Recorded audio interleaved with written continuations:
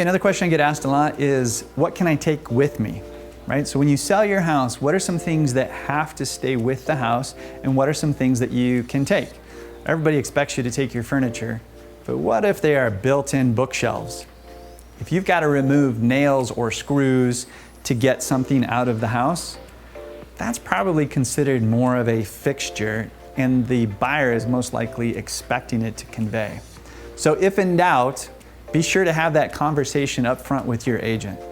I sold a house a while back, and it had this beautiful chandelier when you first walked in. Well, this beautiful chandelier was there because it was their grandma's, right? And so that chandelier was not going to convey with the house.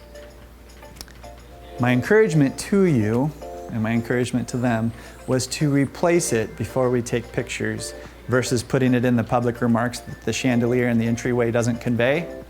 Because here's what happens. Chandelier and entryway doesn't convey. What happens? The first offer that we got, they asked for the chandelier to convey. Why? I don't know. Right? But there was sentimental value attached to it. And technically, yes, that chandelier was attached. It should convey. So if you've got something like that you know that you're going to be taking with you, get it out of the house before we take pictures. Obviously, fixtures such as like your bathroom faucet, your kitchen faucet, counters, those kinds of things. But what about appliances? Your refrigerator, your range, your stove, your refrigerator, your dishwasher, those kinds of things, do they stay?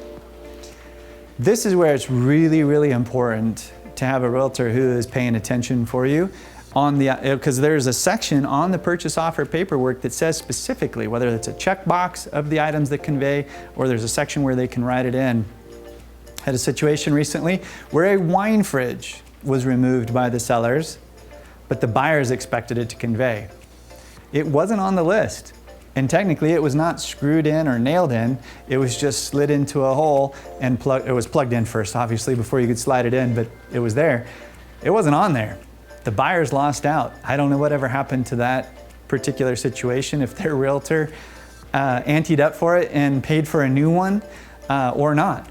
But typically, like a built-in microwave, that's generally screws and such to take it out. But just be sure that you go over everything that's written in there, because sometimes they'll write in even things like lawnmowers and all kinds of goofy stuff.